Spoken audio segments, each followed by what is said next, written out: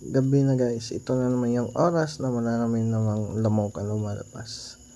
Alam nyo ba guys, may isang technique na ginagawa sa mga African herder doon sa Africa, kung saan nagsusunog sila ng dumi ng kanilang hayop para pantaboy ng mga lamok.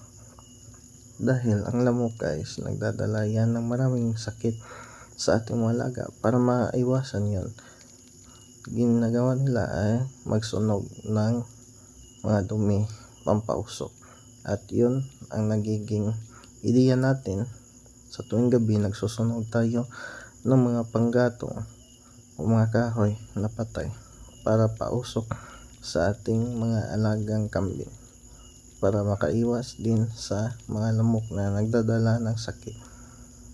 Yun lang guys ang isa sa mga natutunan natin sa kanila, mga primitive technique para makaiwas sa mga lamok na nagdadala ng sakit.